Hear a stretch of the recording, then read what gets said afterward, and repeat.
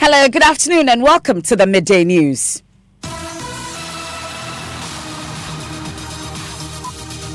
This bulletin is coming to you live from our studios here at Kokomlemle in Accra on digital address GA0993341 on Joy 99.7 FM. It's also live on Love 99.5 FM in Kumasi, affiliates across the country on ABN Radio in London and around the world at myjoyonline.com. The news is brought to you by Telesol 4G, just a touch. Coming up in this edition, Parliament suspends sitting following power fluctuation this morning.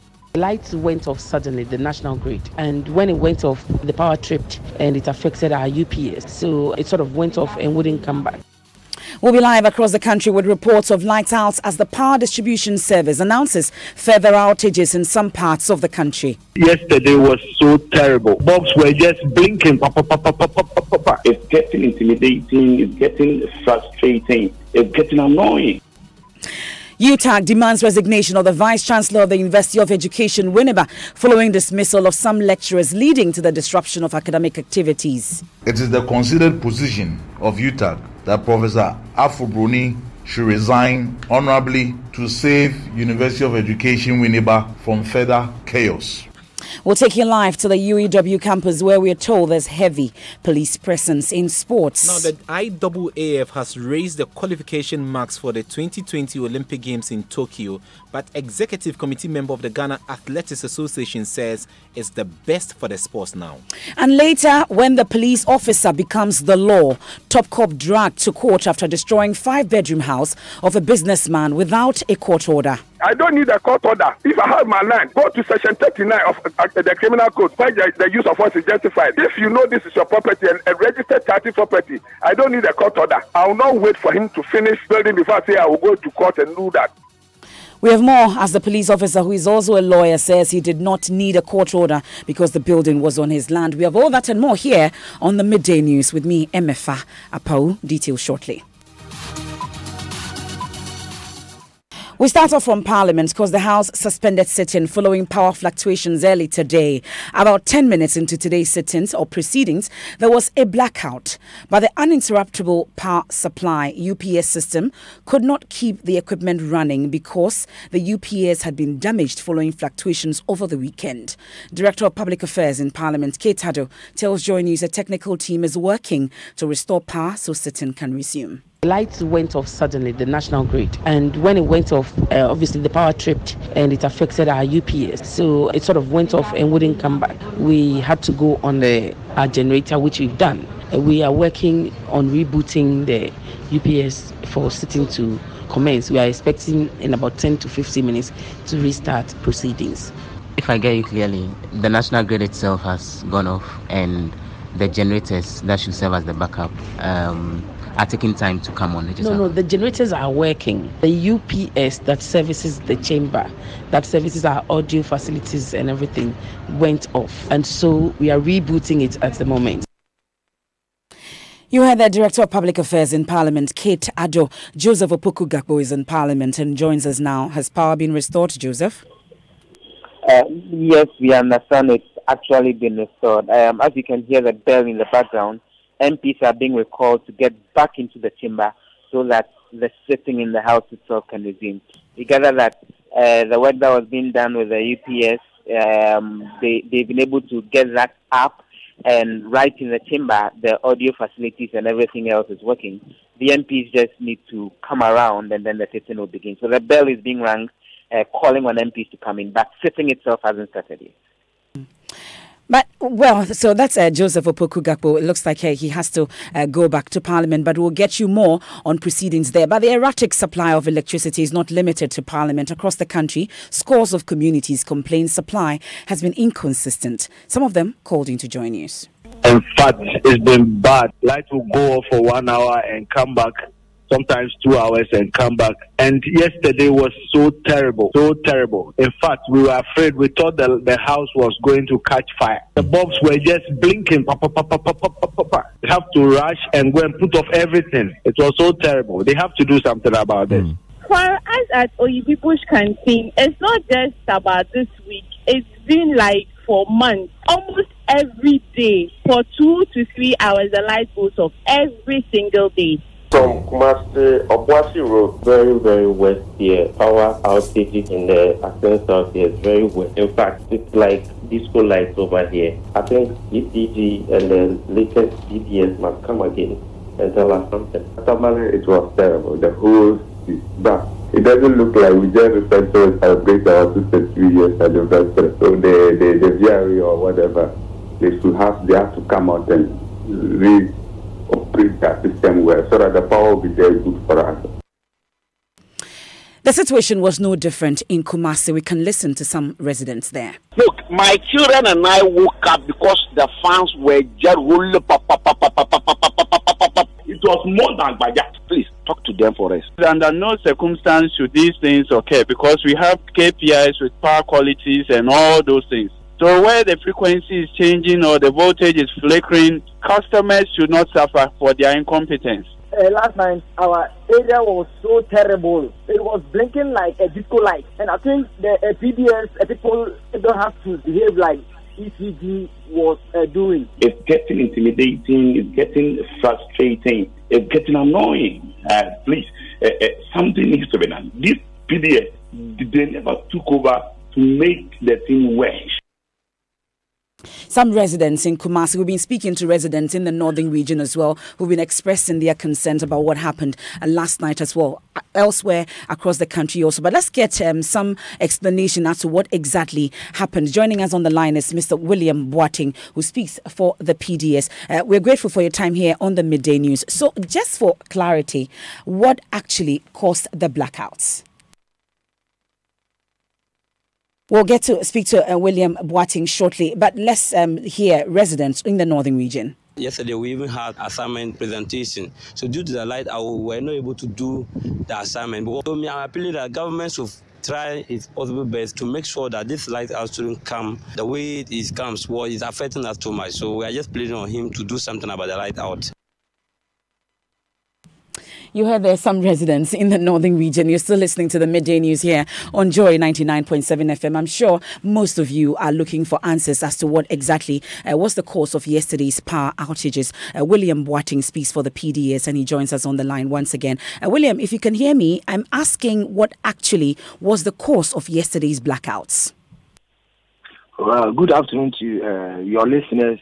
Yesterday around 7:15 p.m. we lost power from Glucose End, about 2 main bulk supply points in Accra here. That is the Malam bulk supply point and the Traffic Road bulk supply point. It meant that the entire western and central parts of Accra were without power until this morning that we got enough power from Glucose, our aggregator, and then we restored a full supply. So as we speak now, my last check, we have power in the system. We have enough from the generation end, and so the system is stable. If you are off, for example, in Dakuman and some other places, it's a localized fault, and the engineers are working to restore power. So you've talked about enough power in the system, but as we speak, like you said, Dakuman and some other areas are still experiencing it, including Parliament, as we've just heard. Is it also a localized fault? Yes, that might be a localized fault. The last time I checked, we have power in the system, so we don't have any problem coming upstream. What it means is a localized challenge. In fact, I had a blast at Dakuman, Bubuashi area, so the engineers are there. They've assured me that in the next 2 hours, they will stop our supply to the affected customers. I know of Burma Camp, where we have also one of those localized problems. So I'm now on the ground for these localized faults that we are working on. Mr. Boateng, are we rationing power? Because prior to yesterday's incident, there are a lot of areas that were experiencing lack of power supply or so. Are we rationing power? No, we are not rationing power. When we say doing so, we are rationing power. It means that we have been told about the deficit that we have to work with. And so we announce to our customers who have power and who do not have power, depending on the quantum which we shed. What we are talking about now is that we have normal power supply. We didn't know that we have a challenge upstream for the system to go off yesterday, and then it occurs. And that's what we've been experiencing for some time now. But definitely we'll get a better brief of what happened and going forward what they are doing to mitigate the situation for us. But we're told that PDS was to make the system better. Is this what we're promised? Yes, but PDS making the system better is in the distribution side. It's not our generation. What we experienced yesterday is more to do with generation, not distribution.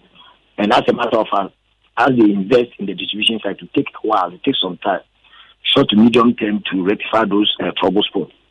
When you pump the money, you give the job to third party, it takes some time for them to improve the system. So it will not be just first match and then the next 2 weeks everything will be settled. I'm sure it will take some time. So let's give ourselves some time. We'll give you an update of what we have identified, the trouble spots, and what we are doing to normalize the situation in those areas. So we should give ourselves some time. How long a time? Oh, well, I give us some time. No, we just took over first March, transition ongoing, taking over and then looking at what technology we should bring in and what we should get the specs and so on and so forth. And so we have to give ourselves some time. But seriously speaking, I can assure you that bringing superior technology, bringing the necessary investment at the right time, we should see serious improvement in the distribution side in a very short time. We're grateful. That's William Watting. He speaks for PDS. You're still listening to the Midday News. Let's head to the Central Region because the University Teachers Association of Ghana, UTAG, is demanding the resignation of the Vice Chancellor of the University of Education, Winneba, Reverend Professor Anthony Aful-Bruni, for his role in the dismissal of over 30 teaching and non-teaching staff. The situation is said to have led to the disruption of academic activities at the university. Some students took to the streets on Tuesday to protest the decision. One of the dismissed lecturers, Dr. Ketre from Pomduku, says he and his colleagues are being unfairly treated. Very Vice Chancellor. There are several reasons for our dismissal. Each one is dependent on whatever the person did. In my case, they said I have gone to court to ask the court to review a decision by council that I believe it was not right. So that's the reason why I was dismissed.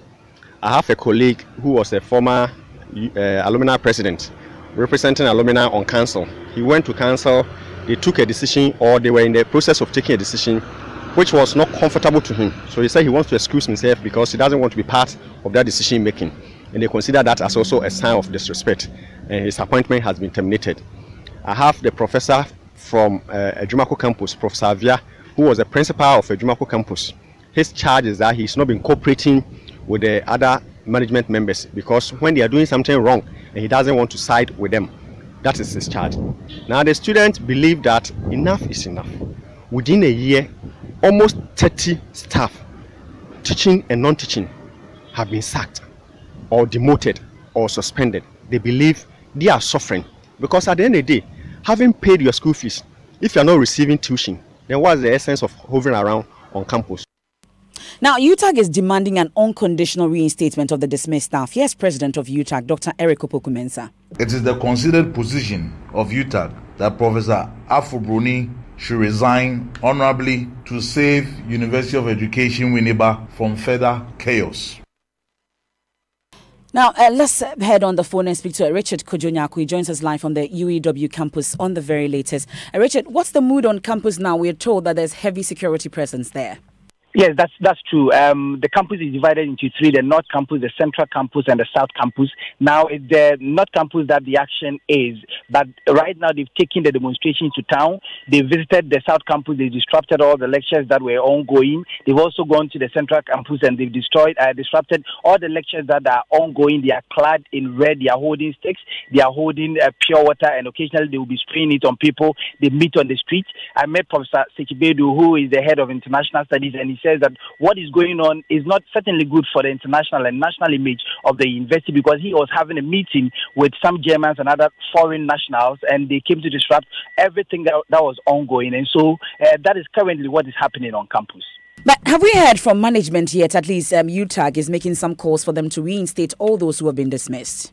Well, what we have from management is that they served notice that on Friday they are going to hold some news conference to address all these matters that are currently playing out. And so that is the only thing we've heard of management. But this morning we've not heard or seen any management member on campus.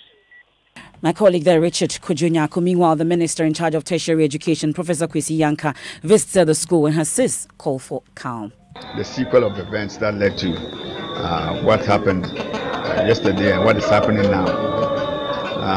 I've listened And the advice that I've given, or that what emerged between us in the interaction, is for the council to take whatever steps that are necessary to ensure that peace and harmony return to campus within the shortest possible time, to ensure that normal academic work resumes.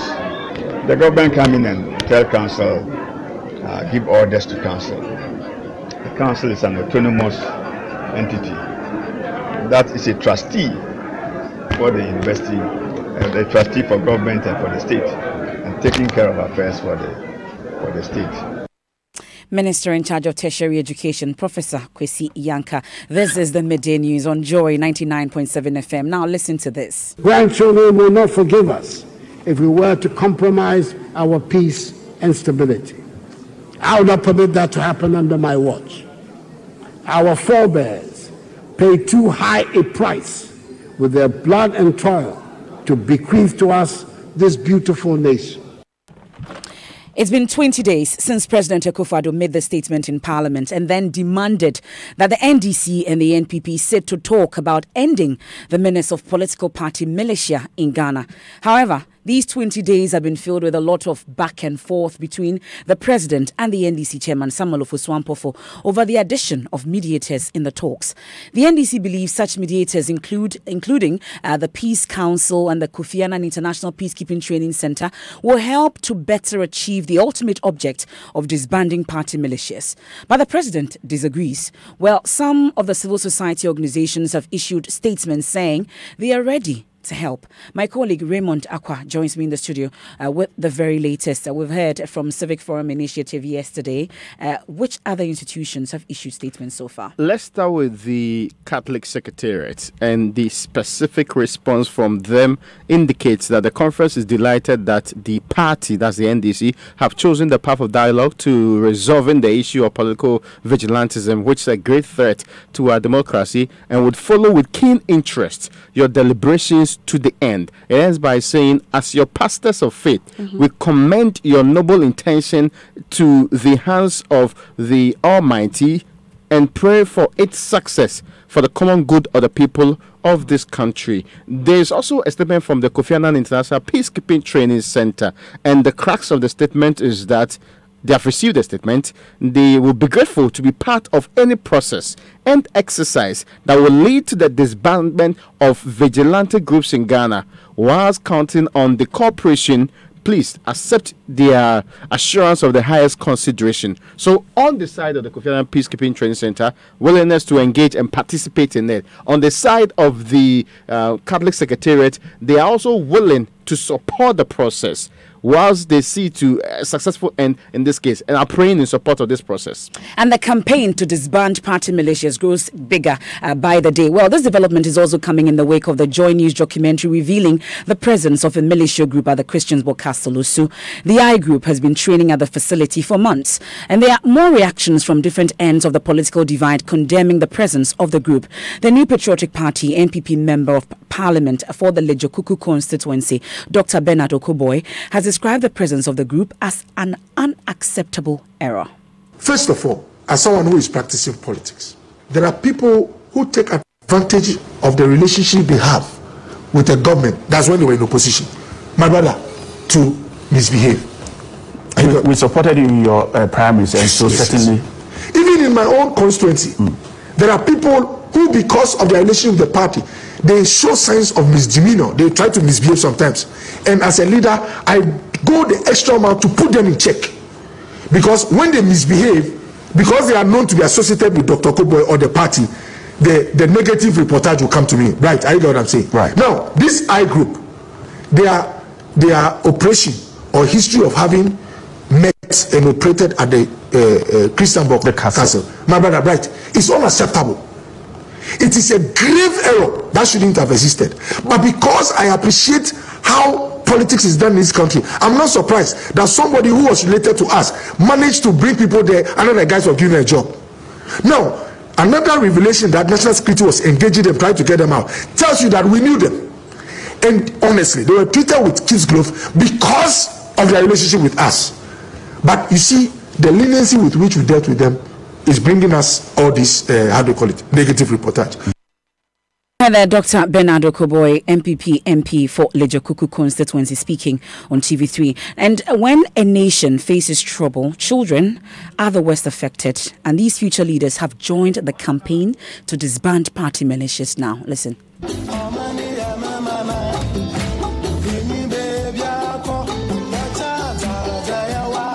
Ghana is the only country we have. I am a child and I have a stake in the peace of this country. Mr. Politician, Ghana deserves better. Children deserve better. The political violence must stop. The party militias must be disbanded. We are the future. We plead with you to preserve that future. Disband party militias now. Disband party militias now. Disband party militias now. Disband party militias now.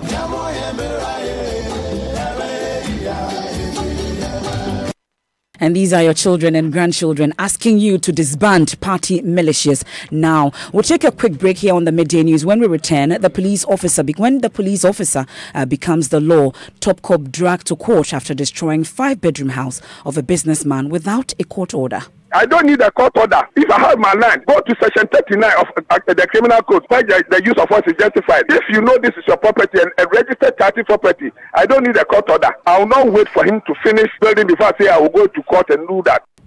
We'll hear more from this police officer who is also a lawyer.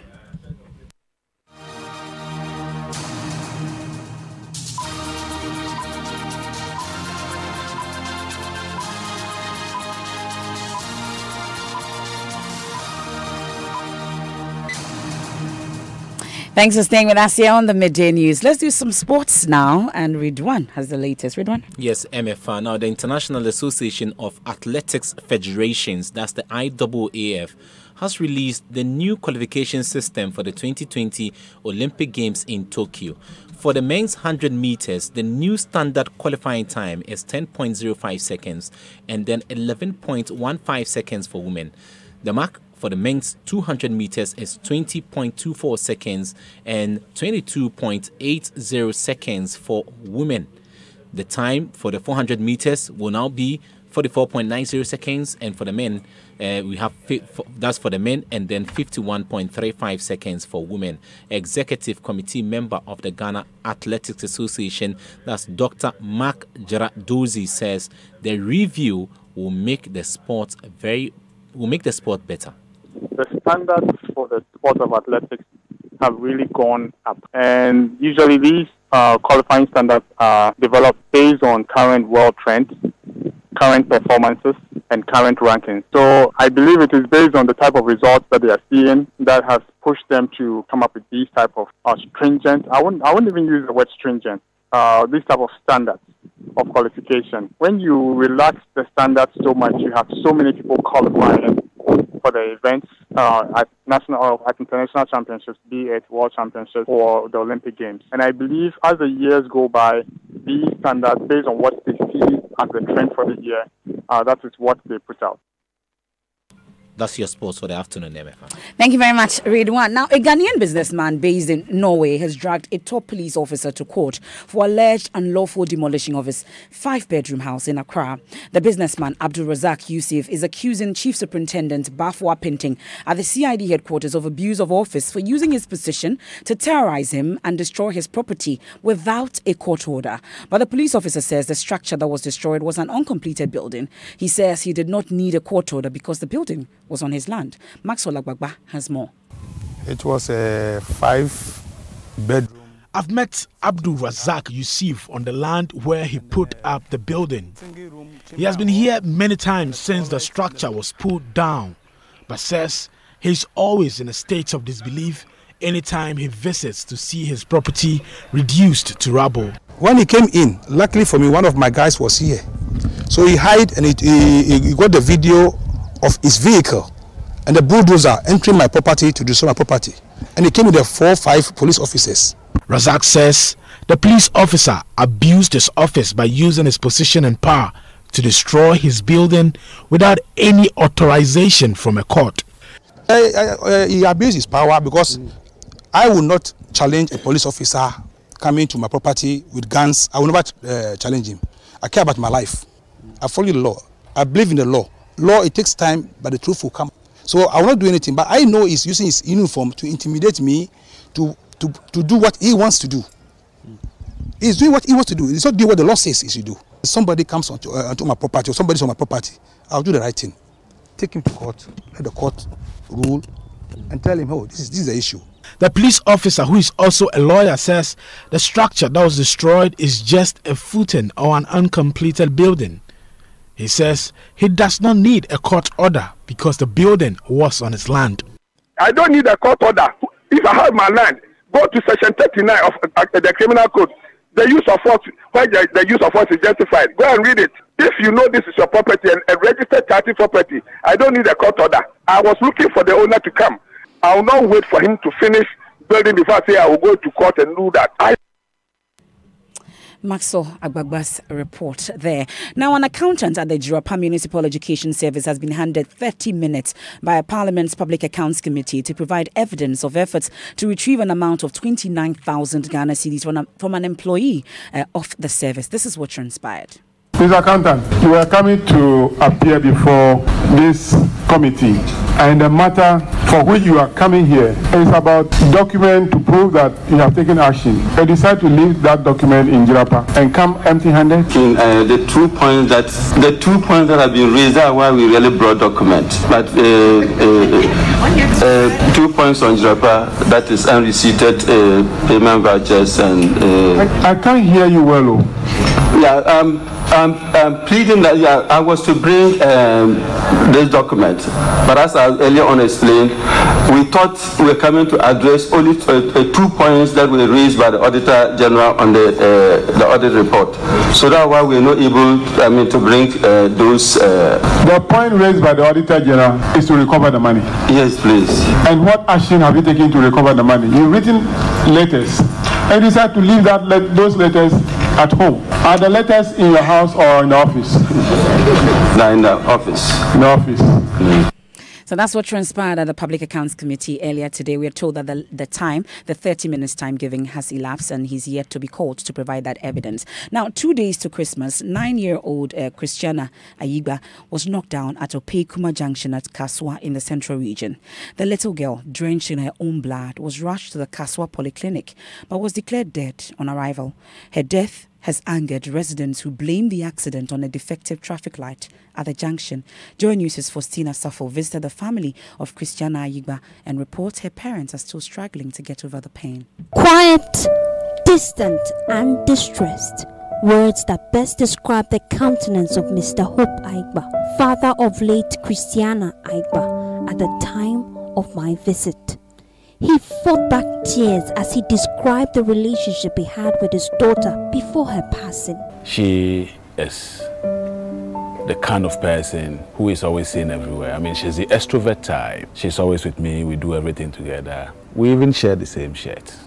9-year-old Christiana Ayigba was knocked down by a speeding vehicle. She was so hard hit, she was thrown more than 100 feet from where the car hit her.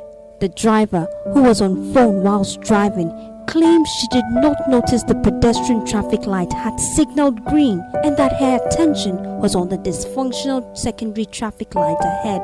Mr. Hope Ayigba recounts he was at Ablikma for a business transaction when he heard the news. I met a colleague at the entrance, so he told me that my daughter is late and that I should take heart. I requested to see her. I saw her and then she was lifeless. Christiana Ayigba died on the 23rd of December and was buried 7 days later. Few meters away from their house is a junction where Christiana was knocked down. Months after her death, the secondary traffic light is still not functioning. We the local drivers are aware the secondary traffic light is not functioning, so we know how to maneuver our way around it. But first-time users are not aware, so that's what causes the accidents. That's a rather sad story there. And it's been 209 days since Priscilla Blessing Bintum, the first of the 3 females believed to have been kidnapped in Takoradi, disappeared. The second, Ruth Love Kwesen, has been gone for 100 days, whilst the third, Priscilla Mansibia Crunchy, has been missing for 83 days. Here at Joy News, we are still joining forces with families and friends to demand swift action from state security agencies on the hashtag Bring Back Our Tardy Girls. What's trending on social media, Maps? Well, MFA, people are talking about the power outage, and Elikem Kotiko says, I suspect it was yesterday ECG officially handed over to PDS. In anger, they just dropped the files and PDS is picking the sheets. Jeremiah Williams says, in Ghana, we don't solve our problems, we rebrand them. We had ECG and then we changed it to PDS. My lights were out, just a change of name, old problem, but a new name. And at Our_Junior says, from ECG to PDS, and he translates PDS to proper doom. So, and OJ says these PDS guys are not even time conscious. Don't you just love Ghana? And there's more news when you log on to myjoyonline.com. I am MFA Apau. Thanks so much for your company.